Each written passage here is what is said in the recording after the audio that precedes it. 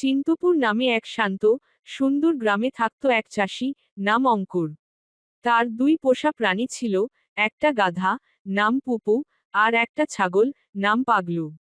পুপু ছিল খুব পরিশ্রমী। প্রতিদিন ভোরবেলা উঠে সে কৃষক অঙ্কুরের ভারী বোঝা কাঁধে তুলে নিয়ে বাজারে যেত।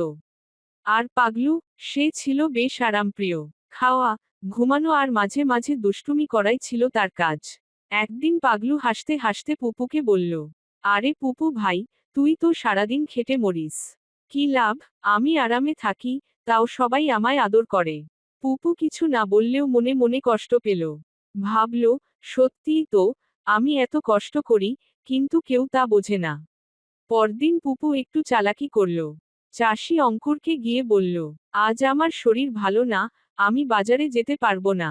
অঙ্কুর চিন্তা করল, আচ্ছা, আজ তাহলে পাগলুকে দিয়ে দেখি। সে পাগলুর গলায় দড়ি বেঁধে, তার পিঠে একটা দুধ ভর্তি হাঁড়ি চাপিয়ে দিল। পাগলু তো খুশিতে ডগমগ। সে ভাবল, আজ আমি বড় একটা কাজ করতে যাচ্ছি। দুর্ভোগ শুরু। পাগলু বাজারে যেতে যেতে পথে একবার ঘাস খায়, একবার গাছের পেছনে লাফায়, আবার একবার একটা প্রজাপতির পেছনে দৌড়ায়। হঠাৎ করে একটা পাথরে ঠেকে সে হোঁচট খায়, আর দুধের হাঁড়ি মাটিতে পড়ে ভেঙে যায়। সব দুধ মাটিতে ছড়িয়ে পড়ে। চিন্তপুর ফিরে চাষি অঙ্কুর রেগে বলল, তুই একদম কাজের না, একদিনেই সব নষ্ট করে ফেললি। পাগলু ভয়ে ঝোপের পেছনে লুকিয়ে পড়ল।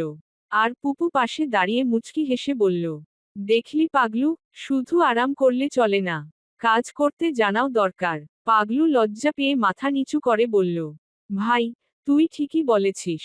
আমি ভুল বুঝেছিলাম। বদলে গেল দিন। এরপর থেকে পাগলু অনেক বদলে গেল।